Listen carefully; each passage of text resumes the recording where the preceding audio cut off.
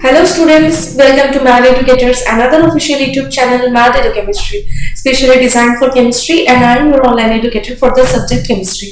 Students, today we are going to discuss about the class 12 second unit electrochemistry. Student, this is a very important topic for your exam as it bears the 9 marks of your exam. Okay, so it's a very important topic. So we will cover this topic into parts, and this is the first lecture of this unit.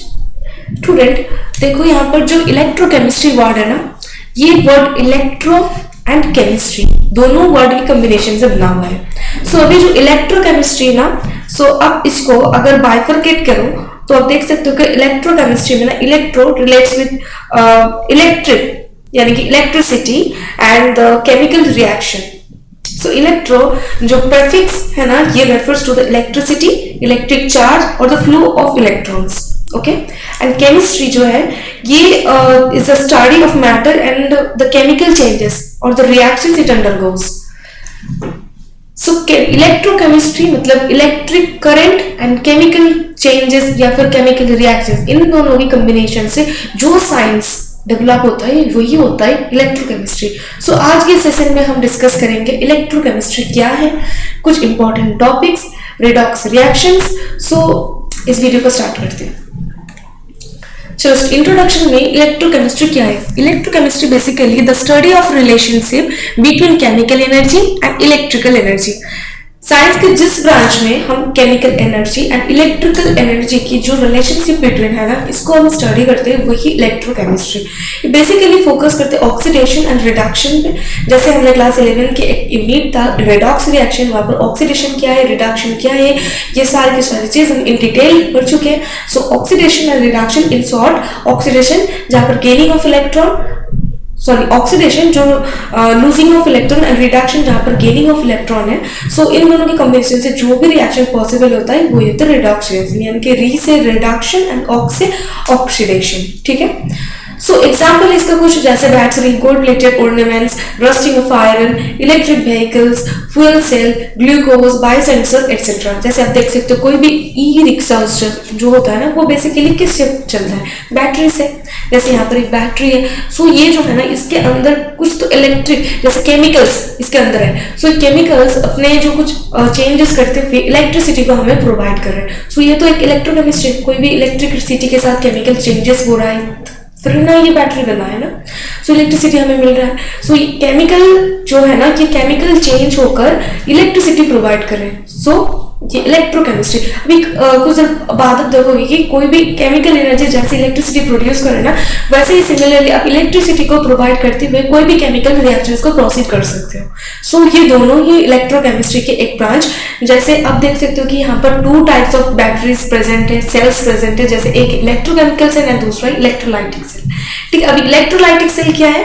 Electrolytic cell वो है जो electric energy जो है ना, electric energy को use करते हैं chemical energy में चेंजेस करते हैं.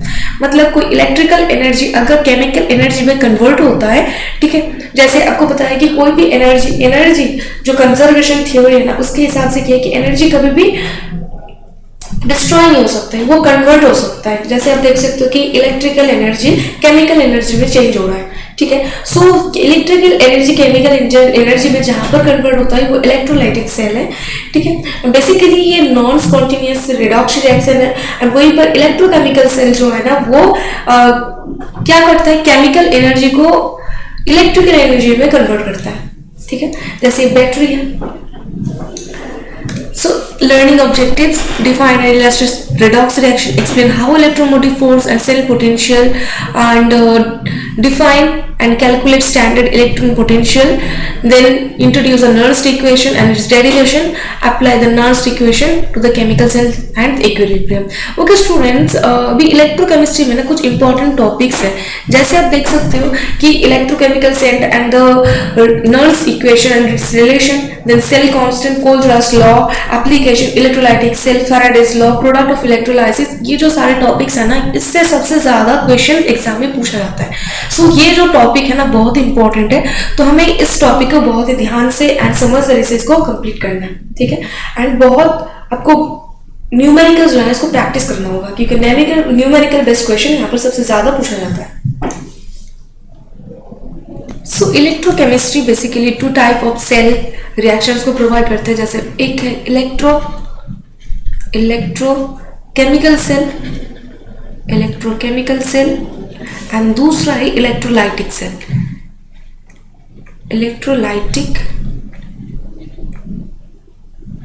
सेल। ठीक है, अभी जो electrolytic cell and electrochemical cell है ना, इसमें इलेक्ट्रोलाइटिक सेल जहां पर electrical energy converts to the chemical energy. So conversion क्या है यहाँ पर, electric energy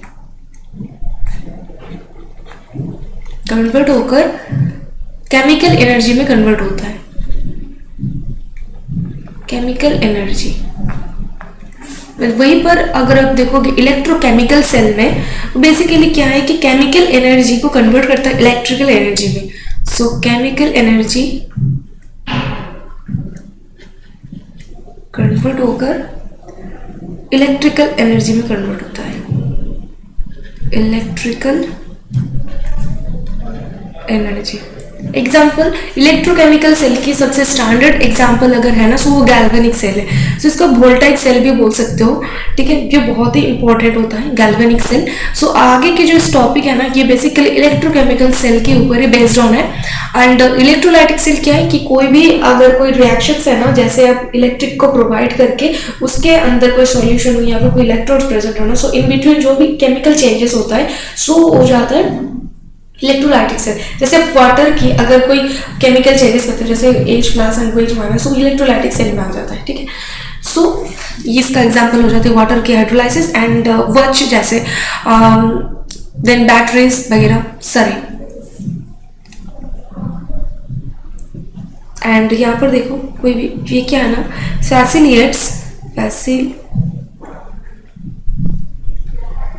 it's spontaneous reaction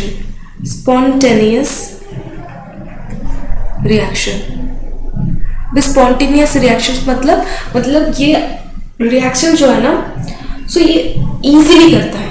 and non spontaneous reaction electrolytic cell है, सो ये फैसिलिटेट्स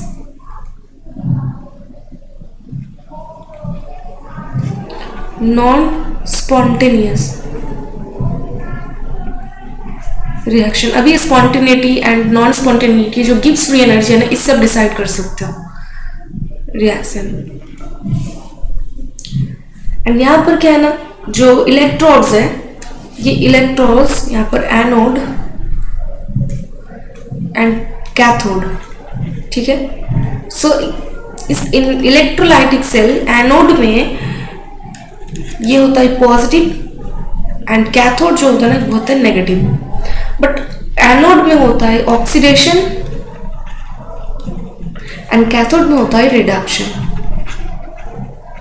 बट अगर आप इलेक्ट्रोकेमिकल सेल को देखोगे ना, तो यहाँ पर रिवर्स होता है। जैसे एनोड हो जाता है नेगेटिवली चार्ज एंड कैथोड होता है पॉजिटिवली चार्ज। ठीक है, सो हम इलेक्ट्रोकेमिकल सेल के कोई क्लासिक जैसे डैनियल सेल है ना, इसके बारे में थोड़ा डिस्कस कर लेते हैं। ये जो गैल्वेनिक सेल है ये क्या है कि इलेक्ट्रोकेमिकल सेल है।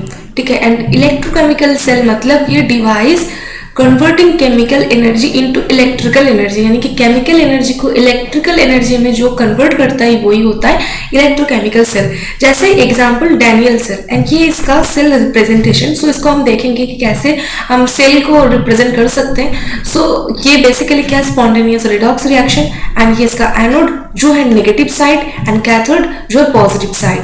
ठीक है, सो नेगेटिव साइड के साइड क्या है कि ऑक्सीडेशन हो रहा है, एनोड में ऑक्सीडेशन हो रहा है एंड कैथोड में रिडक्शन हो रहा है। ठीक है, so electron flow from anode to cathode, anode से जाकर ये कैथोड के साइड पर इलेक्ट्रॉन की फ्लो होता है।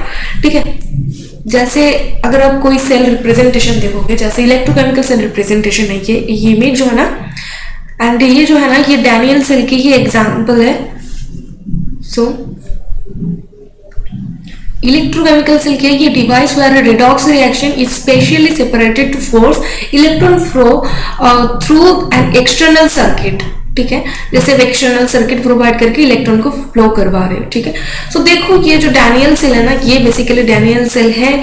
जैसे हम यहाँ पर ड्रॉ कर, इस केस में क्या है कि यहाँ पर एक अलग सा एक सेल, ठीक है, हाफ सेल दो हाफ सेल मिला के एक कंप्लीट सेल फॉर्मेशन होता है, ठीक है। सो ये एक सेल है एंड अनदर एक सेल है।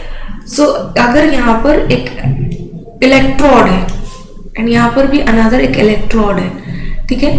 मान लो कि ये जो इलेक्ट्रोड है ना ये जिंक से बना है एंड ये कॉपर से। ये डैनियल सेल है, ठीक है। डैनियल सेल में जो इलेक्ट्रॉन्स एंड जो इलेक्ट्रोलाइट्स यूज होता है उसी को हम यहाँ पर लेंगे। अभी बता दें इलेक्ट्रॉन्स क्या है। इलेक्ट्रॉन्स जो रॉड होता है ना इलेक्ट्रोकेमिकल रिएक्शन को करवाने के लिए, वो होता है इलेक्ट्रॉन्स। एंड इलेक्ट्रोलाइट मतलब जहां पर जो सोल्यूशन, ठीक है, कोई भी इलेक्ट्रोलाइसिस करते वक्त जो सोल्यूशन होता है ना सो होता है इलेक्ट्रोलाइट्स।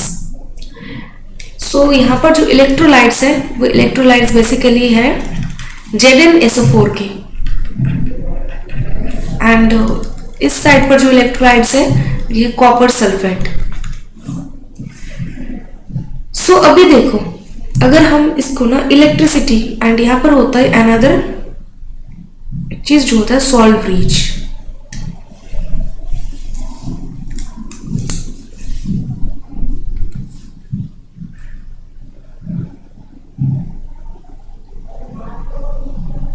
सो ये है सॉल्ट ब्रीच। अभी इसका यूजेज भी हम देखेंगे, ठीक है। सो अगर इस दो इलेक्ट्रोड को अगर कोई एक्सटर्नली जो बैटरी हो या फिर सर्किट इससे अगर कनेक्टेड करवा दे सो इलेक्ट्रॉन की फ्लो होना स्टार्ट हो जाता है। एंड जो रिएक्शन है ना ये एक हाफ सेल है एंड ये एक अनदर हाफ सेल है। सो ये कंप्लीट सेल में कन्वर्ट हो जाता है, ठीक है।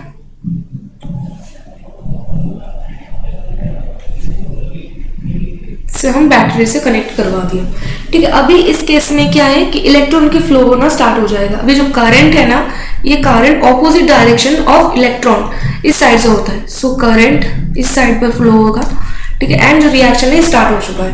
अभी इस केस में क्या है कि जिंक जो है ना जिंक एज ये है नेगेटिव, तो ये एनोड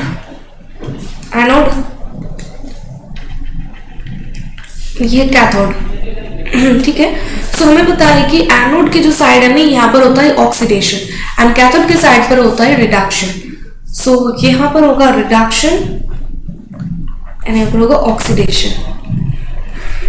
सो ऑक्सीडेशन मतलब क्या है कि लॉस ऑफ इलेक्ट्रॉन। सो जो इलेक्ट्रॉन है ना ये जिंक ये अपना इलेक्ट्रॉन को लूज करेगा, ठीक है। सो इलेक्ट्रॉन को लूज करने से Zn-2 ही एंड कन्वर्ट होता है Zn2 प्लस में। एंड कॉपर जो है ना ये इलेक्ट्रॉन को गेन करेगा, देन ना ये रिडक्शन है। सो कॉपर इलेक्ट्रॉन को गेन करते हुए Cu2 प्लस 2 इलेक्ट्रॉन ये Cu में कन्वर्ट होता है, ठीक है। सो अभी जो है ना इलेक्ट्रॉन को जिंक तुरंत इलेक्ट्रॉन लूज करेगा एंड ये Zn2 प्लस में फॉर्मेट होगा। अभी जो Zn2 प्लस में फॉर्मेट हो रहा है ना ये Zn2 प्लस जाकर इस इलेक्ट्रोलाइट में यहाँ पर पहुंच जाएगा, ठीक है। सो यहाँ पर जो कंसिस्टेंसी है ना Zn2 प्लस की ये ज्यादा इंक्रीज होता चलेगा। एंड यहाँ पर जो कॉपर सल्फेट है एंड कॉपर सल्फेट बेसिकली क्या है Cu2 plus. Copper sulphate basically Cu2 plus and SO4 double minus है। सो ये जो Cu2 प्लस है ना इस इलेक्ट्रोलाइट में, सो इलेक्ट्रोलाइट यानी कि जो सोल्यूशन है, ठीक है, इजी भाषा में अगर बोले तो ये सोल्यूशन, जो सोल्यूशन का जो कॉपर सल्फेट है ना ये इलेक्ट्रॉन जो है यहाँ पर जो इलेक्ट्रॉन जिंक ने रिप्लेस किया ना। सो ये जो इलेक्ट्रॉन ना ये इलेक्ट्रॉन्स इस इलेक्ट्रॉन को थ्रू मतलब इस साइड से जाकर यहाँ पर इस इलेक्ट्रोड के थ्रू आकर इस इलेक्ट्रोलाइट में आ जाएगा। एंड यहाँ पर इलेक्ट्रॉन जो है ना ये इलेक्ट्रॉन की डेंसिटी ज्यादा इंक्रीज है।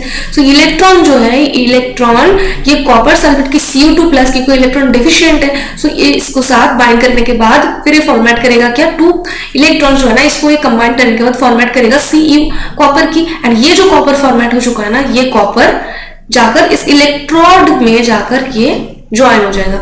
सो यहाँ पर देखो कि जिंक जो है ना ये डिस्ट्रॉय हो रहा है एंड जो कॉपर जो है ना यहाँ पर जाकर कॉपर की जो पार्टिकल्स है कॉपर के पार्टिकल्स है ये जाकर इसके साइड ज्वाइन हो रहा है। सो जो प्रॉपर कॉपर था ना पहले वाला जो कॉपर था ये थोड़ा मोटे के साइज हो जाएगा एंड जिंक जो है ना ये थोड़ा पतला होता चलेगा। सो इस वजह से जिंक Zn2+ को फॉर्मेट करते हुए सोल्यूशन में Zn2+ की कंसिस्टेंसी इंक्रीज होता है। यहाँ पर एज कॉपर जो है ना, कॉपर 2+, कॉपर में कन्वर्ट हो रहा है। सो यहाँ पर SO4 डबल माइनस है ना, यहाँ पर नेगेटिव की जो सोल्यूशन है ना ये ज्यादा इंक्रीज है, यहाँ पर positive. So negative and positive एक टाइम पर क्या है ना कि दोनों सारे के सारे जो सॉल्यूशन है ना Zn-SO4 का वो Zn2+ में कन्वर्ट हो जाएगा एंड ये जो कॉपर सल्फेट का जो SO4 माइनस है ना ये SO4 में कन्वर्ट हो जाएगा। सो जो रिएक्शन है ना ये रुक जाएगा। सो इसको प्रोसीड करने के लिए यहाँ पर हम यूज करते हैं सॉल्ट ब्रिज की। अब ये जो सॉल्ट ब्रिज है ना इसका कुछ यूजेज है, जैसे आप देखो ये सॉल्ट ब्रिज यहाँ पर जो होता है ना ये एगर एगर सोल्यूशन होता है। सॉल्ट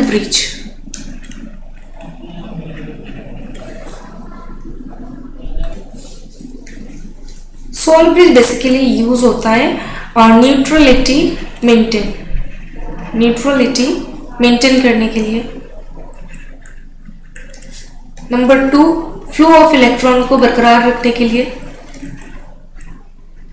एंड नंबर 3 है लिक्विड जो जंक्शन है ना उसको स्मूथ करने के लिए।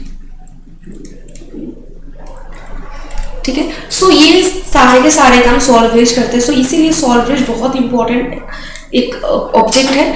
ठीक है, सो अब देखोगे कि जो एनोड एंड कैथोड जो है ना, जिसका जो कैथोड में जो रिएक्शन हो रहा है ना ये कैथोड रिएक्शन एंड एनोड का जो रिएक्शन है ना ये एनोड रिएक्शन है। ठीक है, सो अगर आप टोटल सेल रिएक्शंस को देखोगे, सो एनोड प्लस कैथोड अगर करोगे, जैसे आप देख सकते हो टोटल सेल ऑफ रिएक्शन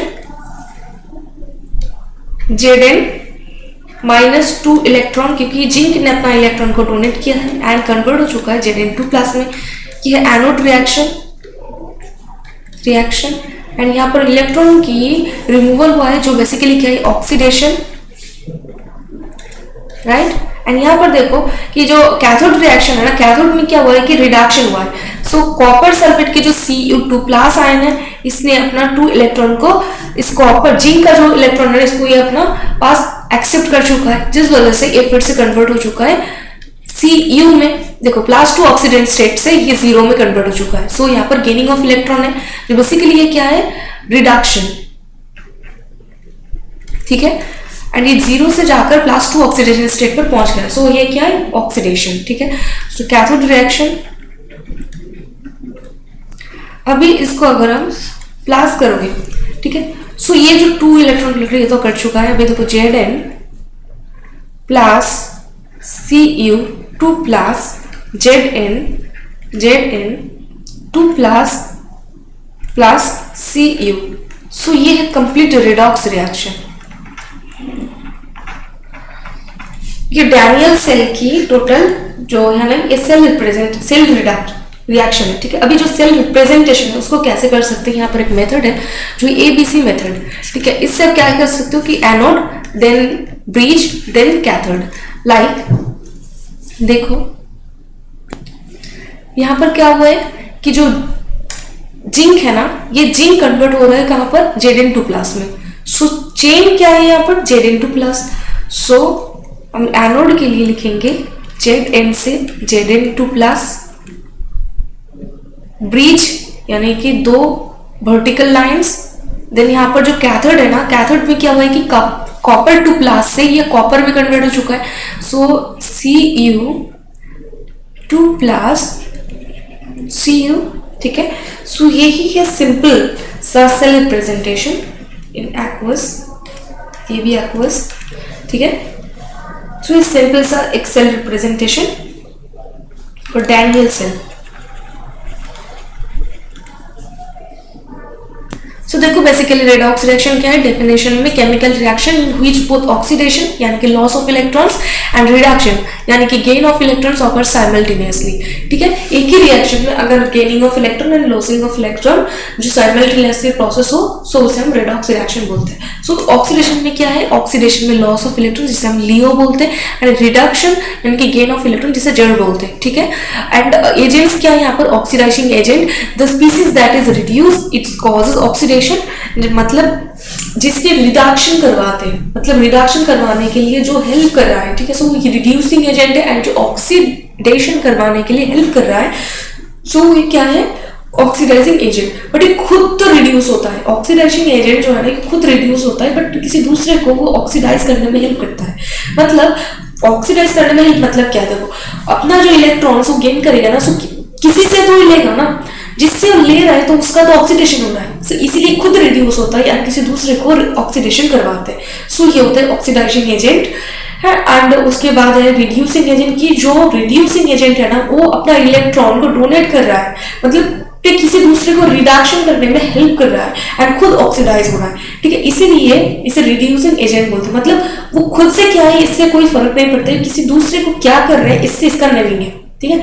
मतलब ऑक्सीडाइजिंग एजेंट जो किसी दूसरे को हेल्प कर रहा है ऑक्सीडेशन करने में, it causes oxidation, and reducing agent it causes the reduction, ठीक है।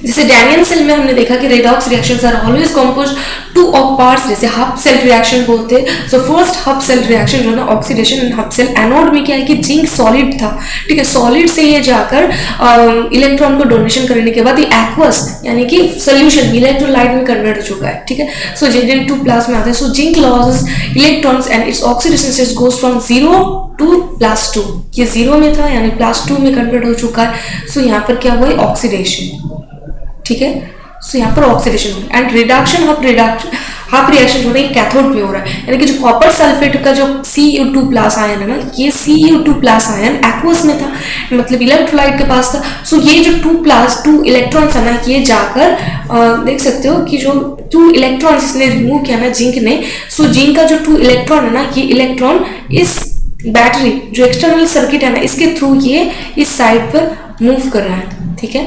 मूव करते हुए ये इलेक्ट्रोड के थ्रू इस सॉल्यूशन में आ चुका है, ठीक है। एंड यहाँ पर इलेक्ट्रॉन की डेंसिटी इंक्रीज है एंड जो इलेक्ट्रॉन है ना 2 इलेक्ट्रॉन क्योंकि +2 स्टेट पर है, सो 2 इलेक्ट्रॉन को कंबाइन करने के बाद Cu2+ कन्वर्ट होता है Cu में यानी कि सॉलिड फॉर्म में, एंड जो सॉलिड कॉपर है ना ये जाकर ये इलेक्ट्रोड से जुड़ जाता है। यानी एनोड जो एनोड है ना ये इसका ना ये कैथोड जो है ना, कैथोड का जो इलेक्ट्रोड है ये मोटा होता चलता है एंड जो इलेक्ट्रोड ऑफ एनोड है ना ये पतला होता है, ठीक है।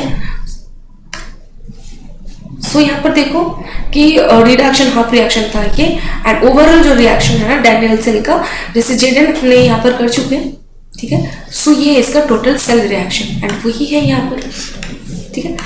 ये देखो यहाँ पर इलेक्ट्रोकेमिकल सेल रिप्रेजेंटेशन जहाँ पर हमने दिखाया कि ZnSO4 जो इसका इलेक्ट्रोलाइट है एंड ये कॉपर SO4 जो इसका इलेक्ट्रोलाइट है, एंड ये जो इलेक्ट्रोड है, ठीक है, ये इलेक्ट्रोड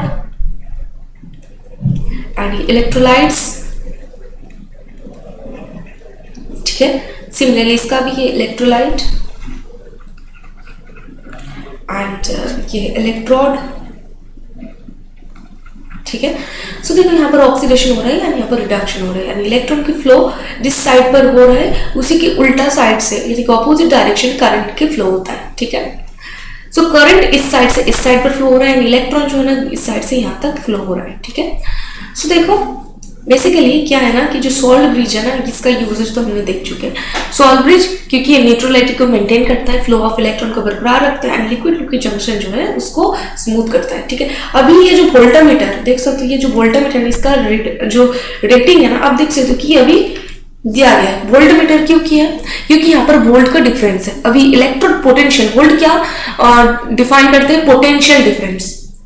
सो अभी यहाँ पर पोटेंशियल डिफरेंस कहाँ पर है, कुछ तो है जहाँ पर, इसलिए हम यहाँ पर वोल्टमीटर की इंसर्शन कर रहे हैं। देखो बेसिकली यहाँ पर ना इलेक्ट्रोड पोटेंशियल जिसे हम EMF बोलते हैं ना ये यहाँ पर प्रेजेंट है। अभी इलेक्ट्रोड पोटेंशियल क्या है कि इलेक्ट्रोड एंड इलेक्ट्रोलाइट, जैसे ये इलेक्ट्रोड है ना यानी इलेक्ट्रोलाइट्स, सो इन दोनों की जो पोटेंशियल है ना पोटेंशियल, सो इसमें थोड़ा डिफरेंस है। So potential difference between the electrode and electrolyte is called the electrode potential. कोई भी हाफ सेल के लिए एप्लीकेबल है, ठीक है। एंड ये जो कैथोड है ना इसके लिए भी एप्लीकेबल है, बट कंप्लीट सेल रिएक्शन में ना अब एनोड एंड कैथोड की जो इलेक्ट्रोड पोटेंशियल है ना इसके डिफरेंस को अब बोलोगी टोटल सेल इलेक्ट्रोड पोटेंशियल। जैसे देखोगे EMF of cell, electromotive force of a cell, मतलब क्या है the potential difference between two electrodes between two electrodes, मतलब cathode के electrode and anode के electrodes of the galvanic cell when no current is drawn from the cell, मतलब कोई भी current flow ना होते हुए भी इन दोनों के between जो electrode potential है, ठीक है, इसका difference जो है ना, इसे हम बोलते हैं EMF of a cell. But जैसे देखो a potential difference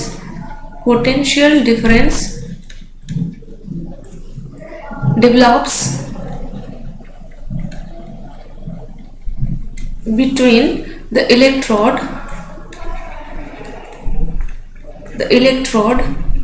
and the electrolytes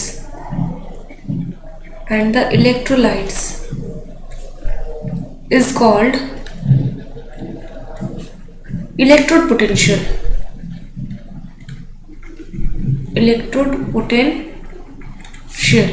ठीक है, देखो बेसिकली क्या होता है ना कि जो भी अपने यहाँ पर देखे ना कि इलेक्ट्रोड एंड इलेक्ट्रोलाइट्स की पोटेंशियल में डिफरेंस है ना, इसीलिए ही इलेक्ट्रॉन्स जब करंट फ्लो होता है ना, मतलब पोटेंशियल डिफरेंस है, इसीलिए इलेक्ट्रॉन्स की मूवमेंट पॉसिबल है. एक गेनिंग ऑफ इलेक्ट्रॉन कर रहा है या फिर लूजिंग ऑफ इलेक्ट्रॉन कर रहा है, पोटेंशियल के डिफरेंस की वजह से ये हो रहा है. ठीक है, सो बेसिकली पोटेंशियल डिफरेंस जो है ना, इस वजह से ये reaction possible. So potential difference develops between the electrode and the electrolytes is called the electrode potential. कोई भी half cell के लिए यही है, ठीक है. but when the concentration of all the species involved in a hub cell is unity, then the electrode potential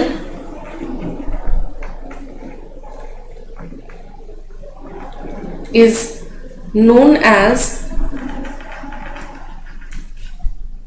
standard electrode potential. ठीक है, सो इसे हम बोलते हैं स्टैंडर्ड इलेक्ट्रोड पोटेंशियल. कोई भी टोटल सेल जो है ना, इसमें दो हाफ सेल रिएक्शन में, दो हाफ सेल इलेक्ट्रोड में जो डिफरेंस है ना पोटेंशियल की, वही होता है स्टैंडर्ड इलेक्ट्रोड पोटेंशियल. इसे हम रिप्रेजेंट कर सकते हैं, यानी कि the magnitude of electron potential depends on the nature of the structure of the metal and the concentration of the ions and solution and the temperature. ठीक है, ये सारे फैक्टर्स डिपेंडेड है. सो इसे हम टोटल जो E0 सेल है ना, इसे हम E0 cathode minus E0 anode, इससे हम इसको डिफाइन कर सकते हैं. So E0 cell is equal to E0 cell is equal to E0 cathode minus anode, यानी कि कैथोड से एनोड का जो इलेक्ट्रोड पोटेंशियल का डिफरेंस है वही होता है टोटल सेल जो स्टैंडर्ड इलेक्ट्रोड पोटेंशियल. ठीक है, अभी जो स्टैंडर्ड टर्म है इसका मतलब क्या है? स्टैंडर्ड मतलब कंसेंट्रेशन जो बेसिकली 1 मोलर, प्रेशर जो कि 1 बार, एंड टेम्परेचर जो 25 डिग्री सेंटीग्रेड है. कंसेंट्रेशन 1 मोलर हो, प्रेशर 1 एटमॉस्फेरिक प्रेशर हो, एंड टेम्परेचर अगर 25 डिग्री सेंटीग्रेड में हो, एंड देन जो दो हाफ सेल की जो इलेक्ट्रोड पोटेंशियल डिफरेंस है उसे हम बोलते हैं स्टैंडर्ड इलेक्ट्रोड पोटेंशियल. इसे ही बोलते हैं स्टैंडर्ड. नॉर्मली डिफरेंस को बोलते हैं किसी भी टेम्परेचर, मोलर, कंसेंट्रेशन, प्रेशर में हो तो उसे हम बोलते हैं इलेक्ट्रोड पोटेंशियल, जिससे हमने भी यहाँ पर देखा. जैसे इसे बोला जाता है normal EMF of a cell.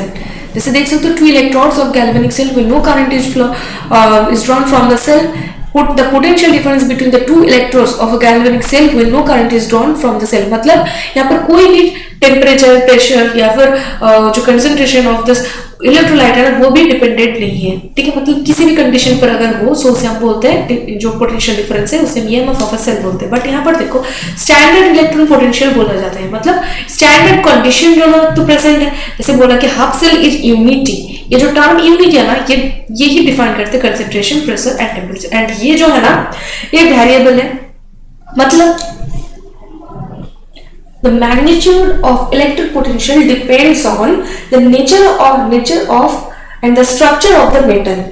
जो मेटल है इलेक्ट्रोड का, ठीक है, उसका नेचर अगर किस टाइप के नेचर है उसका उसके ऊपर डिपेंडेड है। देन कंसंट्रेशन ऑफ आयंस की एफिशिएंसी, आयंस की कंसंट्रेशन क्या है इसके ऊपर डिपेंडेड है। एंड टेम्परेचर, अगर टेम्परेचर इंक्रीज होता है या डिक्रीज होता है इसके ऊपर भी डिपेंडेड है। जैसे हम देखेंगे वन बाय वन करके। Number 1, concentration of the solution। अगर concentration of the solution increased होता है, मतलब concentration increased, then the electrode potential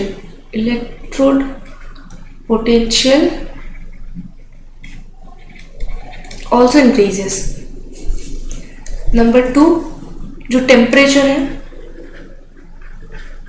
ठीक है, ये टेम्परेचर इसमें एक्सोथर्मिक एंड एंडोथर्मिक दोनों केसेस आ जाते हैं, एक्सोथर्मिक एंड एंडोथर्मिक। जैसे देखो एक्सोथर्मिक के केस में ना टेम्परेचर अगर आप इंक्रीज करते हो तो इलेक्ट्रॉन पोटेंशियल जो है ना वो डिक्रीज हो जाता है। सो एक्सोथर्मिक में is inversely proportionate to the electrode potential.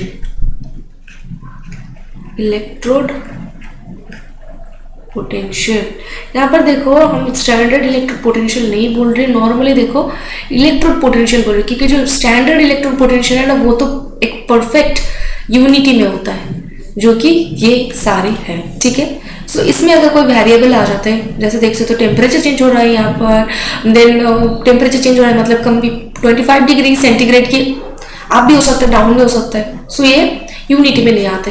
And concentration 1 molar होना था वो चेंजेस होता है, इंक्रीज होता है, सो इलेक्ट्रिक पोटेंशियल इंक्रीज हो जाती है, डिक्रीज हो जाता है सो इलेक्ट्रिक पोटेंशियल भी डिक्रीज हो जाता है, राइट। तो देखो एंडोथर्मिक के केस में क्या है, एंडोथर्मिक के अगर आप टेम्परेचर इंक्रीज करते हो ना सो ये ना इंक्रीज होता है। So electric potential directly proportionate in the case of endothermic condition.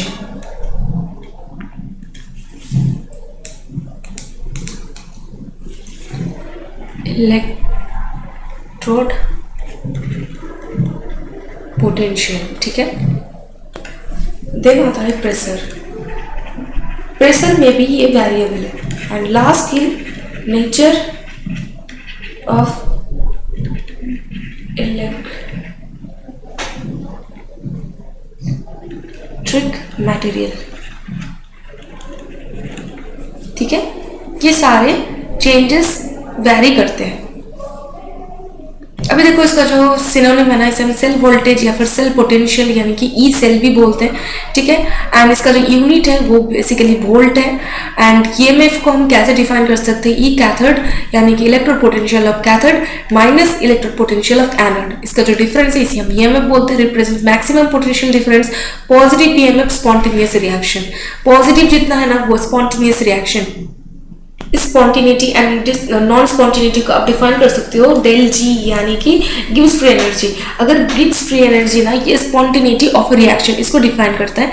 And ये ना बेसिकली क्या है कि is available energy of a substance that can be used in chemical transformation और रिएक्शन, ठीक है। ये डेल जी बेसिकली इसी को ही रिप्रेजेंट करता है। एंड डेल जी अगर नेगेटिव है देन वो होता है स्पॉन्टेनियस, एंड डेल जी अगर पॉजिटिव है देन होता है नॉन स्पॉन्टेनियस, ठीक है। सो डेल जी क्या यहाँ पर एक फॉर्मूला होता है जो है del G equal to minus N F E. अब ये जो एन है ना ये है नंबर ऑफ इलेक्ट्रॉन ट्रांसफर, मतलब जो नंबर ऑफ इलेक्ट्रॉन ट्रांसफर्ड हुआ ना इस कैथोड से एनोड के साइड, सो ये वही है. So number of electrons transferred and ये जो इफ है, यानी कि इफ मतलब फैराडेज कंस्टेंट, फैराडेज कंस्टेंट, इसका एक कंस्टेंट वैल्यू है जो 96500 इसके बराबर है.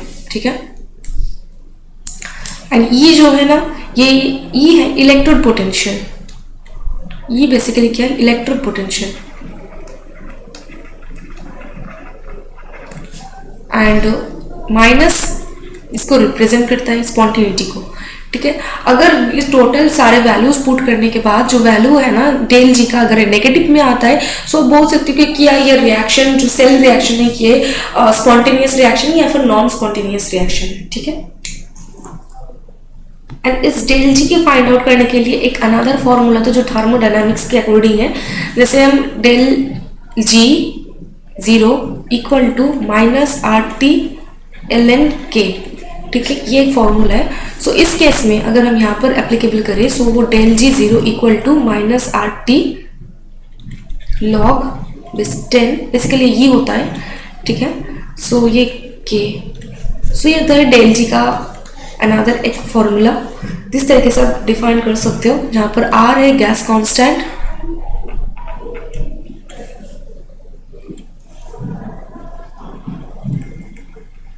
गैस कांस्टेंट एंड T है temperature in kelvin. So temperature in kelvin and ये तो एक्सपोनेंशियल है. एंड K जो है ना ये है जो कांस्टेंट है, सेल कांस्टेंट, जिसे हम product concentration divided by reactant की कंसेंट्रेशन. एंड पावर में इसका कोफिशिएंट आता है, कोफिशिएंट. ठीक है. सो ये होता है सेल कांस्टेंट. सो इससे हम डिफाइन कर सकते हैं डेल जी का वैल्यू. ये जो C है ना, ये C एक्चुअली है स्टैंडर्ड हाइड्रोजन इलेक्ट्रोड पोटेंशियल. इसका जो डेफिनेशन है ये half cell where H2 gas at 1 bar pressure is bubbled in 1 molar solution H plus ion at 298 Kelvin. जो टेम्परेचर एंड प्रेशर एंड जो है ना ये सारे स्टैंडर्ड कंडीशन में. स्टैंडर्ड कंडीशन क्या है, स्टैंडर्ड कंडीशन है 25 डिग्री सेंटीग्रेड जो टेम्परेचर है, यानी कि 298 केल्विन टेम्परेचर. एंड जो कंसेंट्रेशन है सॉल्यूशन का ये 1 मोलर सॉल्यूशन. एंड जो प्रेशर है वो प्रेशर है 1 बार. ठीक है. ये सारे स्टैंडर्ड कंडीशन में. सो ये half cell where H2 gas at 1 bar pressure is bubbled into a 1 molar solution of a H plus ion. तो उसे ना हम बोलते हैं measured versus standard and hydrogen gas electrode. Actually क्या है ना कि इसको जैसे हमने एटॉमिक मास को फाइंड आउट करने के लिए जो कार्बन था ना उसे हमने 1/12 किए थे ना उसका एटॉमिक मास को. इस वजह से हम फाइंड आउट कर सकते हैं किसी दूसरे एटॉमिक मास की इसके कितना तुलना में वो ज़्यादा भारी है या फिर कम है, इससे हम फाइंड आउट कर सकते हैं. सो इसी को ही हम ना बेस बनाया है, यानी कि जो हाइड्रोजन गैस का जो पोटेंशियल है ना इसको ही हमने स्टैंडर्ड बेस बनाया. एंड किसी दूसरे जैसे कॉपर हो गया, जैसे जिंक हो गया, इस टाइप के कुछ जो मटेरियल्स इलेक्ट्रोड्स है ना इसके पोटेंशियल को हम फाइंड आउट कर सकते हैं. ठीक है. तो किस तरीके से ये वर्क करता है बेसिकली देखो. C basically standard hydrogen potential, hydrogen electrode potential, electrode potential. ठीक है. तो इसे हम शॉर्टकट है CHE बोलते हैं. So the potential setup when pure hydrogen gas at 1 atm bubbled into 1 molar HCl solution. Basically the potential setup where pure hydrogen gas at 1 atm bubbled into 1 molar HCl solution. ठीक है. This apparatus, इस setup में apparatus जो needed है देखो, it consists of a piece of platinum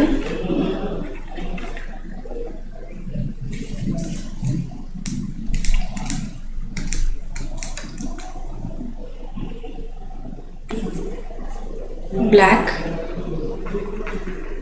in 1 molar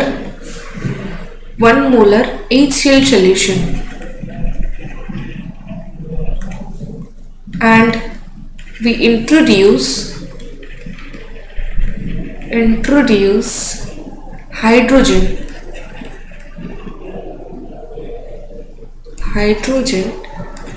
to SHE. When the hydrogen pass through platinum strip and it may oxidize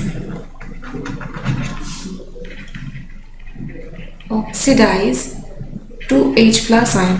अभी ये जो प्लैटिनम है ना, ये प्लैटिनम प्लस 2 में पहुंचता है एंड ये प्लैटिनम को ना ये हाइड्रोजन 2 इलेक्ट्रॉन्स डोनेट करते हैं, इस वजह से ना ये H प्लस आयन में कन्वर्ट हो जाता है. ठीक है. एंड H2 जो है ना, ये प्लैटिनम देखो सेटअप कैसा होता है. सेटअप बेसिकली ये प्लैटिनम वायर है. ठीक है. एंड यहाँ पर ठीक है, एंड ये एक बीकर है मान लो. ठीक है. सो इस कंडीशन में ना यहाँ पर जो इलेक्ट्रॉन्स है ना, ये इलेक्ट्रॉन्स जाकर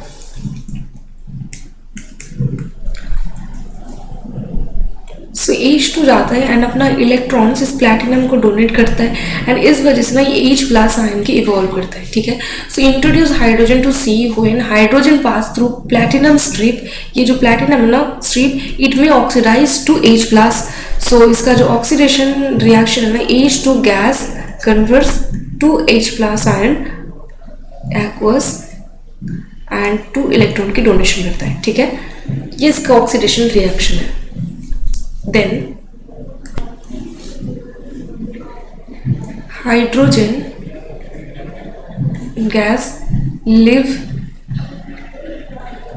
its electron on the surface of platinum and make it negatively charged.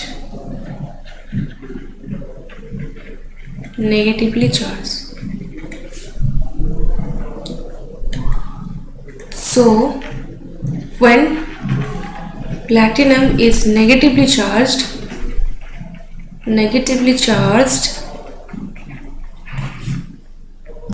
H plus attract towards platinum and gain electron to become hydrogen gas again. जैसे प्लैटिनम फिर से नेगेटिवली चार्ज हो जाता है एंड H प्लस से फिर से ये अट्रैक्ट करता है. ठीक है. इस वजह से जो H प्लस आयन है ना, ये फिर से अपना इलेक्ट्रॉन गेन कर लेता है एंड हाइड्रोजन गैस में कन्वर्ट होता है. ठीक है. So SHE has a oxidation and reduction potential as well.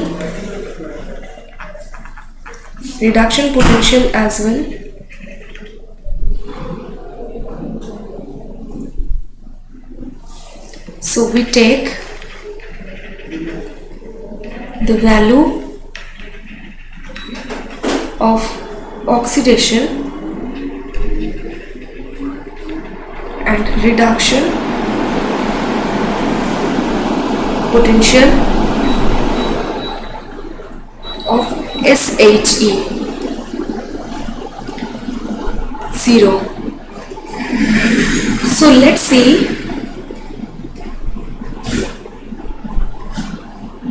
0.00 volt. So हम इस स्टैंडर्ड हाइड्रोजन इलेक्ट्रोड पोटेंशियल को ही रेफरेंस मानते हुए किसी दूसरे जो एलिमेंट्स है ना उसके जो रिडक्शन पोटेंशियल है उसको हम फाइंड आउट कर सकते हैं। जैसे हम एटॉमिक मास को फाइंड आउट करने के लिए कार्बन की जो 1/12 करे थे ना, वैसे ही हम इस स्टैंडर्ड हाइड्रोजन इलेक्ट्रोड पोटेंशियल को फाइंड आउट करने के लिए इसी को ही रेफरेंस मानते हैं। ठीक है, सो ये था सी यानी कि significance electrode potential, the potential of any half cell when it connected to the C under standard condition, यानी कि स्टैंडर्ड कंडीशन में कोई भी जैसे ये है स्टैंडर्ड कंडीशन की कंडीशन, जैसे 1 molar condition, 1 molar pressure, 298 kelvin. तो इस कंडीशन में कोई भी अगर इलेक्ट्रोड हाफ सेल में, लाइक जैसे हमने डैनियल सेल में देखा कि वो कॉपर जो सेल था ना कैथोड सेल, ऐसे ही जिंक जो है ना ये एनोड सेल।